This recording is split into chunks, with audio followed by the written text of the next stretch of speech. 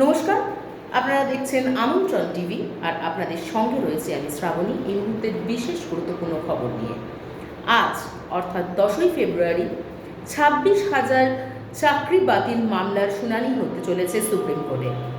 এই যে 26,000 চাকরি বাতিল মামলার শুনানি সুপ্রিম কোর্টে হতে চলেছে, সেই পরিপ্রেক্ষিতে কিন্তু বিকাশ রঞ্জন ভট্টাচার্য সুপ্রিম কোর্টের কাছে আবেদন করেছিলেন যে গোটা প্যানেলটা ধরে যেন বাতিল করে দেওয়া হয়, তাদেরকে যেন পুনরায় নির্বাচিত করে, অর্থাৎ পুনরায় যাতে পরীক্ষার মাধ্যমে যোগ্য অযোগ্য প্রার্থী বিবেচনা করে যেন তাদেরকে চাকরি দেওয়া হয়। তার এই আবেদনের পরিপ্রেক্ষিতে সুপ্রিম কোর্টে যিনি প্রধান বিচারপতি রয়েছেন সঞ্জীব খান্না, তিনি জানিয়েছেন যে নতুনভাবে পরীক্ষা নিয়ে কিন্তু কোনোভাবেই সম্ভব না এখন যোগ্য প্রার্থী অযোগ্য প্রার্থীদের তালিকা পুরোপুরিভাবে তুলে ধরে তাদেরকে যথাযথভাবে চাকরি প্রদান করা। এবং তিনি এও বলেছেন যে এতে কিন্তু প্রচুর সমস্যার সম্মুখীন হতে হবে। আমরা দেখেছি গত 28শে জানুয়ারি এই যে চাকরি বাতিল মামলার যে 26,000 চাকরি বাতিল মামলার শুনানি ছিল, তো সেখানে কোনো রকম কোনো আশানুরূপ ফল কিন্তু আমরা দেখতে পাইনি। আজ ফের আরও একবার শুনানি হতে চলেছে। এর আগে এই যে বিকাশ রঞ্জন ভট্টাচার্য, অর্থাৎ যে সিপিএমের সাংসদ ছিলেন যিনি আইনজীবী বিকাশ রঞ্জন ভট্টাচার্য, তার এই যে সুপ্রিম কোর্টের কাছে আবেদন, সেই আবেদনে কিন্তু তীব্র সমালোচনা করেছেন এবং তীব্র সমালোচনা সরব হয়েছেন কিন্তু চাকরিরত শিক্ষক শিক্ষিকারা।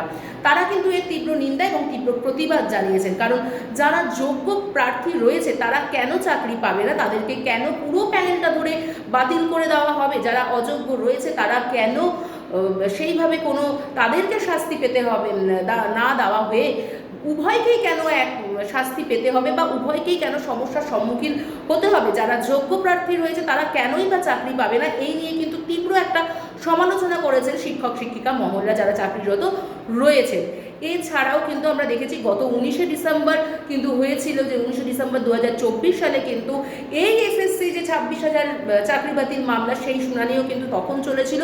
তো এই একের পর এক ডেট পেরিয়ে যাওয়ার পরেও কিন্তু যোগ্য কোনো রকম যে চাকরি প্রার্থীদের তালিকা, সেই তালিকা কিন্তু রাজ্য সরকার সুপ্রিম কোর্টের কাছে দাখিল করতে পারেনি এখনো পর্যন্ত, যার জন্য কিন্তু এত সমস্যার সম্মুখীন হতে হয়েছে। তবে এটাই দেখার বিষয়, এই যে তাদের অযোগ্যতা, অর্থাৎ রাজ্য সরকার সিবিআই এদের যে অযোগ্য এসএসসি যারা এসএসসি বোর্ড যে রয়েছে তাদের যে এই অযোগ্যতার তীব্র সমালোচনা করেছেন কিন্তু প্রধান বিচারপতি, সুপ্রিম কোর্টের প্রধান বিচারপতি সঞ্জীব খান্না। তিনি জানিয়েছেন এখনো পর্যন্ত এতদিন কেটে যাওয়ার পরেও এখনো কেন যোগ্য চাকরি প্রার্থীদের তালিকার লিস্ট জমা দিতে পারেনি রাজ্য সরকার, এই নিয়ে কিন্তু তীব্র সমালোচনা এবং তীব্র কটাক্ষ কিন্তু করেছেন রাজ্য সরকারকে সুপ্রিম কোর্টের প্রধান বিচারপতি।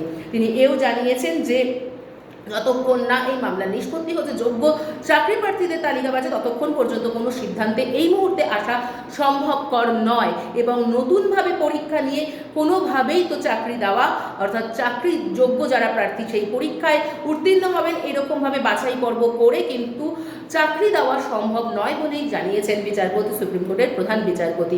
এখন এটাই দেখার বিষয় যে একের পর এক ডেট বাতিল হয়ে যাওয়ার পরেও, শুনানি পিছিয়ে যাওয়ার পরেও আজ 10ই ফেব্রুয়ারি 2025 সালে শুনানির রায় কি বেরোয়, আদেও কি সুপ্রিম কোর্টে গিয়ে বা সুপ্রিম কোর্টের যিনি প্রধান বিচারপতি এই ডিভিশন বেঞ্চে, যার ডিভিশন বেঞ্চে এই মামলা চলছে, তিনি কি আদেও যথাযথভাবে শুনানি রায় দিতে পারেন কিনা এবং পুরো কি প্যানেল ধরে বাতিল করে দেওয়া হয়, নাকি যোগ্য প্রার্থী যারা যোগ্য হিসাবে চাকরি পাওয়ার কথা তাদের কোনো আশানুরূপ ফল তারা পায় বা তাদেরকে যোগ্য প্রার্থী হিসাবে নির্বাচিত করে চাকরিতে তাদেরকে ইন্টারভিউয়ের জন্য একটা রাস্তা খুলে দেওয়া হয়। এখন এটাই দেখার বিষয় আমার আপনার সকলেরই।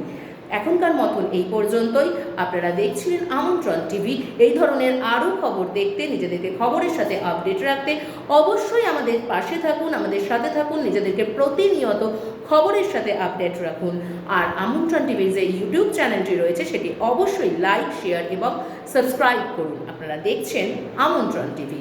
দেখুন, জানুন, মেতে উঠুন।